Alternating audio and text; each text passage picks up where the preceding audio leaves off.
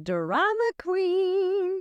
So we know from any form of TV that drama gets attention. And in our society, it's very commonly seen from reality TV to your binge-worthy Netflix show that drama gets attention. So what happens when you believe that drama is what gets you attention when you're wanting more visibility? Stay tuned. Welcome to the Crown Yourself podcast, where together we build your empire and transform your subconscious stories about what's possible for your business, body, and life. I'm your host, Kimberly Spencer, founder of CrownYourself.com, and I'm a master mindset coach, best-selling author, TEDx speaker, known to my clients as a game changer. Each week, you get the conscious leadership strategies you need to help you reign with courage, clarity, and confidence so that you too can make the income and impact you deserve. Imagine this podcast as your royal invitation to step into your full potential and reign in your divine purpose. Your sovereignty starts here, and your reign is now. Hello and welcome back to the Crown Yourself podcast, where we are shifting subconscious beliefs around your identity, your business, your visibility, and your authenticity and self-expression so you can stand out and shine as the #queen you were supposed to be. You were born to be, you were made to be, you were divinely created to be. So if you've been listening to this podcast for a hot minute, you know that I grew up in an alcoholic home, and my dad was an addict. Even though I saw him grow a very successful tree company with my mom over the course of 30 years, it took them about 10 years to get their shit together simply because my dad was dealing with losing both his parents. And when he lost both his parents, which he had a very complex relationship with, he just went down the rabbit hole with drinking. And the times of my life that were the most abusive and traumatic were in those times. And so growing up in a home with an addict creates drama. Like, you're just naturally much more around chaos. Like, there is a belief that was instilled for me from an early age that, like, the more chaotic it is, the more I can actually, like, thrive because I can just navigate through that madness, which can work in times. It definitely, certainly has served me to a point, but the drama of the chaos is something that I want to address because I have seen this repeated with my clients recently, where clients who have had some form of trauma in their past, somehow as they're expanding in their visibility, whether it's on podcasts or on social media or in their business, they start to attract more drama on the interwebs. Now, yes, in the past few years, can we just be real that it's created a lot of whiny little people? It boggles my mind to be the person who's like, you know what, today I'm just going to show up and post negative and contrary on other people's posts. I'm just going to just spew that stuff all over it. That just, it boggles my mind. And yet it does happen sometimes. But remember the first principle, that which is conscious manifests happily, that which is unconscious manifests unhappily. And so if you're unhappy with somehow you're getting activated because you're getting these comments on your posts and things where you're like, what even is that about? Like, ooh, that suddenly just like a hater just wants to pop on, then there is drama that gets activated. So maybe I'd like to invite you to explore the possibility that there could possibly be a subconscious belief around the validation that drama can provide. And especially, I think this is incredibly poignant as we are in an election year. And there can be a lot of drama around politics, especially in the U.S. I was talking to a very good friend of mine who's a CEO, and she's from Australia. And she was talking to her friends back in Australia, and she was like, what are you watching these days? And she's like, American politics. It's fascinating. Just because of the absolute drama that gets instilled. As humans, we all desire to be seen, heard, valued, and respected. And sometimes we confuse respect, especially if you've come from an addict home, especially if you've had trauma in your past, we can confuse respect for attention.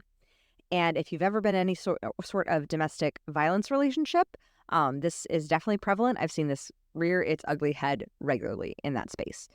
But subconsciously, you create what you think is going to produce results. So if there's a part of you that subconsciously believes that in the creation of drama, you're going to get attention and visibility, then guess what's going to happen? Because you create that which it's the law of vibration right there. Like we vibrate at a specific frequency. And if that is the frequency of drama that we are vibrating at, then we are going to attract drama into our lives. And I remember, gosh, there are so many stories where where I was a kid and I played with how much drama could I actually drum up in order to get attention.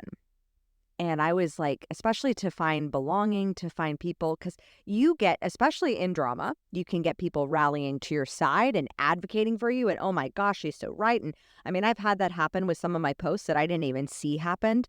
My business bestie, Amanda Kaufman, she told me, because she saw one of my posts somewhere, and my community was rallying to my side around this post. And it was a post about ownership and really assessing your victim story. And apparently there were some people who didn't appreciate being called out as a victim. Not that I felt like I was calling anyone out. I was just calling them to own their story. But they felt that my post was activating. And so some definitely went into their victim stories. And my community actually rallied to it, but I didn't see it. Like I had no idea that this was occurring on Facebook or Instagram. I forget where it was, but I had no idea. And that's a sign that I was like, oh, that didn't even bother me because I am so confident in my story now of ownership where like the victim story is so old. Like it's so old. It's so saturated. Like if you want a saturated market, try a victim story. That's a very saturated market. And it didn't impact me. And because it didn't activate anything in me, and I also subconsciously actually didn't even see it, then either it's so repressed that it's not coming up to conscious awareness because my unconscious mind isn't ready for that healing, or I've actually done that healing and it's so conscious that it didn't even manifest into my reality where I was like, oh, that's not even going to bother me. Like it manifested in a very positive way with my friend Amanda is telling me like, oh, your community rallied toward me. And I was like, rock on. That's great. Love my community. Love you guys. You guys are amazing. So that's the power, though, of your unconscious mind and your projections because the universe is mental. And so what happens when you desire the results of attention and getting visibility, even if it's with like the most good-hearted, service-oriented, pure intentions to serve, but you have some lingering subconscious beliefs around drama. Well, subconsciously, you will create spaces where drama and haters and things that you don't necessarily want to see will come into play. Now, how you will know if you are healing is by what you feel inside. So follow me on this one. Your triggers are your teachers. I'm sure you've seen that on an Instagram card. And when you see each thing on social media or on a podcast that activates something in you where you're like, oh, no, or you feel offended, then this is an opportunity for you to assess the belief system that is going into this. Now, one of the beliefs that I have shifted into was from drama because I used to be like a freaking drama queen when I was in middle school. And I guess maybe that's a middle school girl thing, but I used to pretend like I fainted or I would, and I probably was like also simultaneously very malnourished because I was bulimic and only drinking Diet Coke and not drinking water. So it was highly likely that, there was like I physically didn't feel well, but I would over exaggerate because in my family, what I grew up seeing was that physical ailments get praise and attention. And you get the poor me stories of, oh, you're so sick. Oh, you got a boo-boo. Oh, okay. And it's something that I now watch as a mother with kids that are aware of boo-boos and bandages. And we do want to, there's a balance between helping them regulate and process through, ow, I got an owie and I'm bleeding, and coddling them to have them believe that by being a victim, by getting injured and getting hurt, that it actually creates the attention that they desire. So in order to combat that, you want to make sure, especially if you're a parent, that you are not role modeling or super praising the injury and that you are downplaying the ones that are, let's just say, over dramatized. Like when my lovely 6-year-old comes and he's like, look, mama, look, I've got a cut. It's bleeding. Do you see? And it's like barely a pinprick. And I'm like, okay, I could see how like a hangnail could bother you. And we can put a Band-Aid on it. Is it gushing blood? And he's like, no. And I'm like, okay, well, then maybe one of my favorite things to ask is this a small problem or a big problem? And he typically will look at it and be like, small problem. And I say, okay, small problem, small reaction. And I've said that repeatedly to him, and it's really shaped a framework. Same with business owners as well. Like when I coach business owners, I look at the scope of reaction, and we don't know what is a small problem because we only know the level of problems that we're used to. And if you think about it like from the perspective of a child sees a problem and they, let's say they drop their marker on the ground and it's like, no, that's so devastating. And they, it's a challenge and this whole drama. And you're like, dude, you just get off your chair and you pick it up. Well, I had a similar experience in business, actually, fast forward 30 years later, and we were having a very tight cash flow month. And I was talking to my mom, and as I shared earlier, like my mom and dad, they grew a multi-million-dollar business, even with my dad being a highly functioning alcoholic. And so we're there, and I'm telling her about like, Mom, I have like 2 weeks left of payroll, and that's it. Like, I don't know what I'm going to do after this. And she's like, 2 weeks? You're so far ahead. And I was like, what? And she said, yeah, there were some days, Kim, where we had 2 days left of payroll for the week. Like that was it. And I said, oh, okay. So with a little bit of perspective, the drama of what we think is such a big deal is actually really not. And I remember one of my mentors said years ago, like, the problems that I'm facing now at a multi-7-figure level are things that would make you recoil with terror and fear.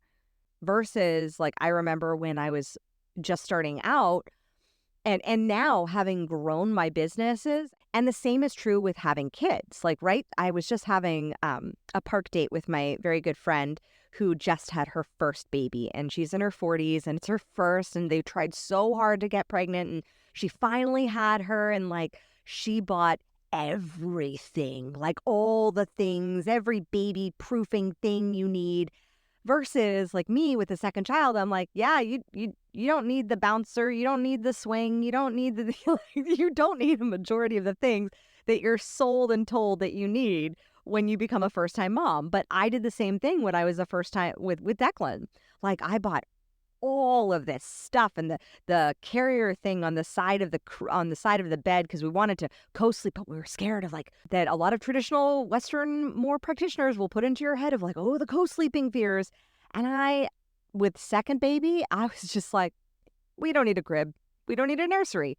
I had a friend who had her first baby, and she's like, we did the whole nursery and it's gorgeous. And I said, and a year later I met with her and she was like, he's never used a nursery once. I spent so much money on this nursery. Because you have this whole ideal of like, oh my gosh, this is what it should be. The same is true with business. This absolute same is true. So I remember the first time that Declan got the croup, and we were terrified. Like, he just kept coughing and it sounded horrible. And we were like, oh my God. And we just had like all these fears of like, oh my gosh, is this pneumonia? Is this like something horrible? Is this the bubonic plague? Like, what is it?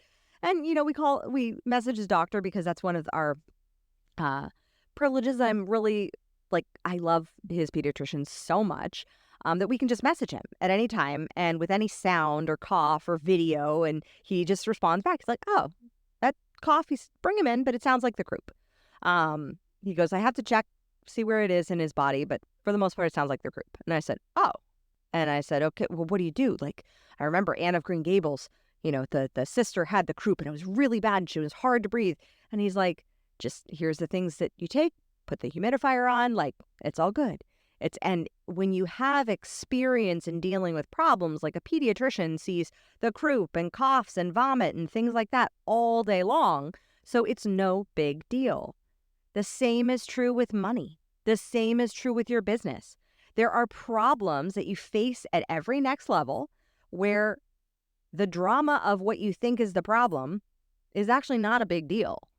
Like, because you're seeing it so often. It's like the first time I ever had to deal with lawyers and the buyout. Like, I was so grateful that I had my husband with me who had dealt with lawyers, who had been to court, with his multimillionaire real estate business that he lost when he got divorced. But that experience, he knew the legal process. Like, he knew that typically it's about a 5 back and forth negotiation. That lawyers will come back and say this, but it's really just to lower your price. And meanwhile, I'm taking everything deeply personally. And I'm like, they said I'm not college educated and they're going to, destroy my reputation. And he's like, they're not. They can't. It's literally in your contract. Like, they can't impugn your character. And I was like, oh, okay. So he brought such a level head, but it's because he'd been through those problems. And so this is why when we have drama, and we are experiencing any form of drama, I invite you to look ahead to see, is this something that other people have experienced? Great. Is this something that other people experience a lot? Now, if you want, and this is what I call conscious scrolling, you can go to some of your favorite Instagram accounts, people that you deeply admire, people who maybe they have a level of income or a level of followership that you would like to have in your as you build your empire, and just look at how many supportive comments they have and look at how many negative comments they have. And do the math. Do the simple math and see, okay, wow. And ask yourself, would I be fretting and having panic attacks and pulling my hair out if I had the amount of negative comments that they have? Possibly, if you're like freaking out over that one hater on social media who's like, I disagree with your stance. And you're like, okay. Like, I remember the first time I got very public feedback on one of my posts, and I was like, oh, okay. Well, I appreciate your perspective. And I engaged for a little bit. And then I was like, what the hell am I doing? Like, this, I'm not going to change this person's mind. I mean, I can, plant some seeds ideally, but this person seems very committed to their perspective. That's fine. And so ask yourself, is there anything that I need to learn from this? Is there anything that's within this comment, this challenge, this drama that's being stirred up online around my post or my content or my podcast or whatever? Is there anything that I can personally address within me? Because all we have control over is ourselves. And so, and our own projections. It's always you versus you. So if your projections are creating, in essence, if we were to take ultimate responsibility and be the complete masters of our own universe and the creators of our lives, and say, okay, my projections are creating haters coming into my comments. And I'm not saying that they won't, even if you clear up your projections. But I am saying that if they're activating you in a certain way where you're like, oh, how could they say this? Oh no, and creating all the drama being stirred up, then ask yourself, is there anything unconscious that I need to learn? Because if it's bringing something up in you, then it's activating something that your unconscious mind has said, here you go. I love you. I see that you're now available to heal this. You have now, congratulations, reached a stage where you are able to heal and work through this. Go forth, queen. Let's dive in. And that's where you get to the root and you dive in, you explore it. You assess, what can I learn from this? Where is this activating me? How is this actually a problem? And do the inner work that's required to shift it. Because that's how you then alchemize the drama into something that grows you. So for example, with my drama beliefs when I was younger, I shifted the belief early on as a child from drama getting me attention to excellence getting me attention. Well, back then, for a while, it was perfectionism getting me attention. And while that worked for a time, perfection getting me attention, it certainly did. Like I was running for, class president, and I was joining all the clubs, and I was doing all the plays, and I was doing all the things and getting all the great grades and all of these things. That the problem was that if I didn't get the good grades, or if I didn't get the part, then I would feel, oh, I failed. So I shifted that belief as I grew up from, instead of drama getting me attention and instead of perfection getting me attention, to excellence gets attention. And excellence is a practice, it's a skill set, and it's a constant moving infinite goal. Because it's an infinite goal, you will probably never reach it in this lifetime, but we can still chase it. We still do it to the best of our ability, to the best that we know at this point in time, because a decade from now, we're going to look back and be like, ooh, I could have done it so much better. Yes, you could, because you have a decade more of experience and learning and growth. But for all the resources, all the tools, all the skill sets that you have in this moment, how can that leverage and get you attention? So that's how I shifted it. I shifted the belief from looking at what can I replace this belief with. When I recognized that there was a belief in me, and this was early on, way before social media. So I'm very grateful I went through that then, because I see so many people struggling with it now. When I recognized that belief and I saw that drama was getting me attention, and that I no longer really wanted the attention of drama, because quite frankly, drama is exhausting. It's exhausting to be all caught up in a tizzy of so many things, and it's like, oh, it's freaking Scarlett O'Hara. No, thank you. So instead, shifting it to perfection, which, yes, that wasn't that it was healthier than drama, but it wasn't the healthiest for my mental state overall, which then meant I got to shift it again. I got to shift it from perfection, of I have to do everything perfect, which gave so much anxiety and put so much pressure on me and made me be so hard on myself, to choosing excellence and setting a standard of excellence, because that is how you change the game. When you start raising your standards of what you will tolerate. For me, I don't tolerate petty nonsense drama. Like, I just don't. And I see that even with my kids. Like, if they are legitimately hurt, absolutely. I pour into them. I give them hugs and cuddles 100%. But I had this experience with one of my friends, and her child was running out the door and didn't quite know that the door was open. And so he tripped and he fell out the door.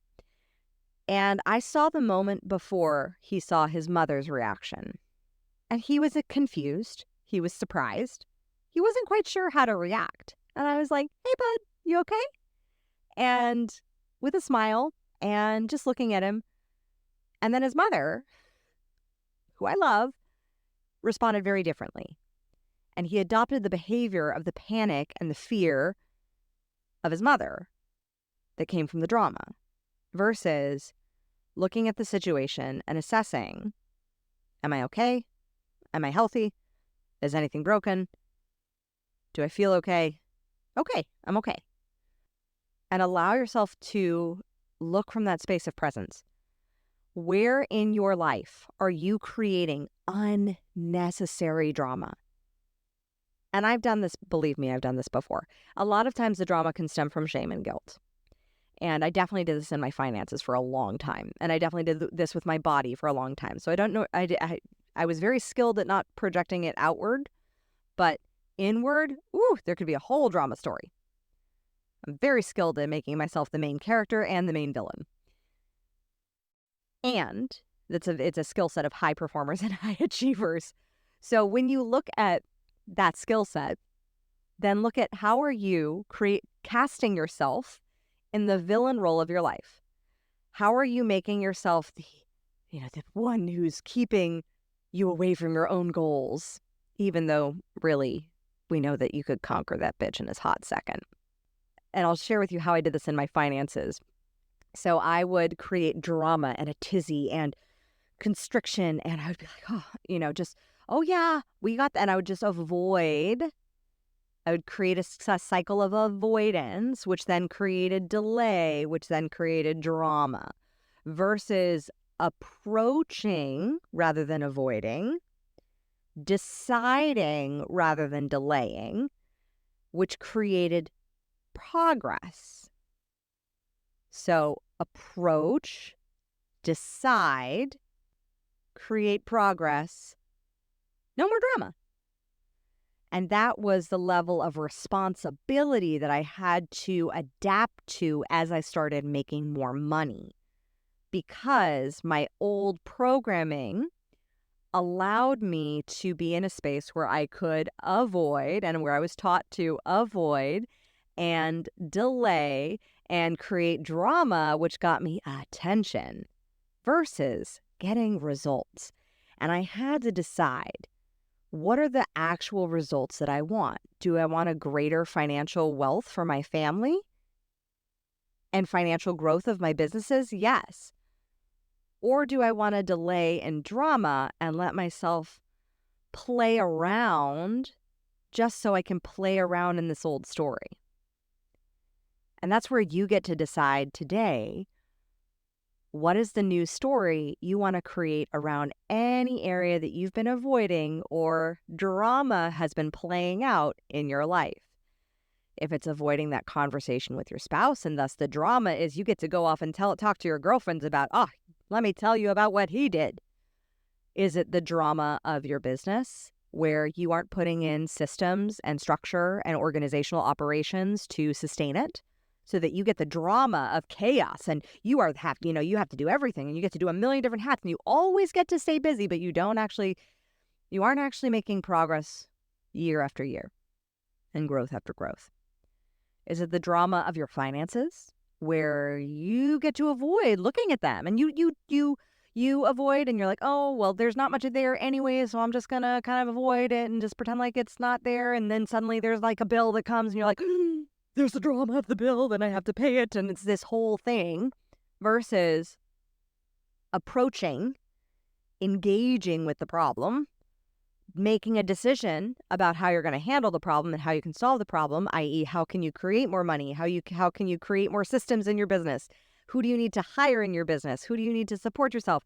What level of sales do you need to make in your business so that you can hire someone?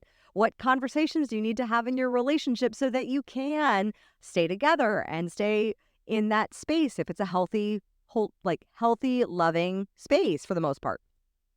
What decisions do you need to make around your body? Guys, I did this last year around my body. It was ridiculous. I had to call myself on my own bullshit. Seriously. I created this whole drama around exercise and how I had no time, because now I not only had 2 businesses and 2 babies, I had a home. And it's not just a home, it's a homestead with 10 acres and 2 donkeys and 3 goats and 9 chickens and now 3 cats, because it's a very fertile land. Sheesh, it's incredibly fertile. But I had this whole story, and then there were renovations, and then there were all this. Meanwhile, my husband, when I'm really honest with myself, my husband, he handles most of the home. We put it on a Trello board. He's got it. But because I had this whole story created, it allowed me to stress out about it and then create drama for my body, where I avoided engaging my body in exercise and movement. And thus, I'll be honest, I got fat. I gained 20 pounds. And it wasn't just because of my health issue with mono last year. And it was also a huge piece was the energetics of avoidance.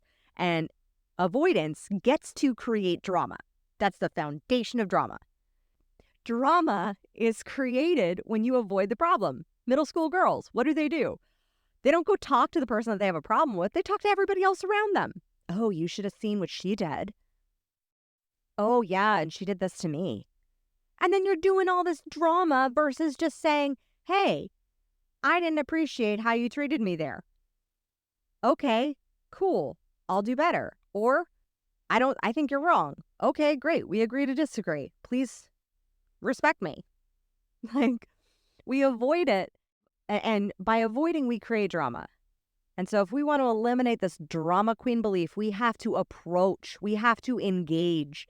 We need to lean in and look. And actually, I would highly recommend, and I invite you to do this exercise when you are not driving, doing laundry, doing the dishes, putting the kids down, carpooling, etc. Just have a mental review of like, okay, let's get really honest. What are the things that I'm avoiding so that I get to create drama, that are allowing me to create drama in my life? What are the things that I'm avoiding? Whether it's a drama where you get to be the bad guy, or it's a drama where it's somebody else's fault, or it's a drama where you get to sweep in and be the hero.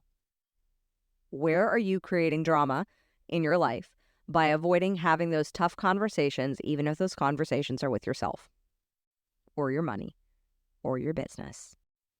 Let me know what you loved about today's episode over on Instagram. I am there at Kimberly.Spencer or at crownyourself.now for our company account. And my queen team manages that one. But if you come on over and drop me a DM at Kimberly.Spencer, I love hearing your breakthroughs. And if you're looking for support in going to your next level, in truly eliminating the limiting beliefs, in cutting out the avoidance, in thoroughly, deeply engaging with your day, engaging with life, engaging with your business and your money, and having that full engagement that comes with true high performance, then I invite you to book a high performance consultation with me. We will, in 90 minutes, identify 5 of your peak subconscious success strategies that you can implement immediately. You will get a power profit plan that can grow your business 300% in the next 12 months. I've applied it. I've done it. It's amazing. I can't wait to give it to you. I can't wait to share it with you and serve you so powerfully in this consultation, where we do a deep dive into your subconscious mind, shifting things around so that you feel aligned with a purposeful plan in what you are sent here to do, in that divine mission that you are given. With that, my fellow sovereigns, own your throne, mind your business, because your reign is now. Thank you so much for tuning in today. If what you heard resonated with you, be sure to subscribe and start creating a bigger impact now by sharing this with a friend. Just by doing that one simple act of kindness, you are creating a royal ripple to support more people in their sovereignty. And if you're not already following on social media, connect with me everywhere at crownyourself.now for more inspiration. I am so excited to connect with you in the next episode. And in the meantime, go out there and create a body, business, and life that rules. Because today, you crown yourself.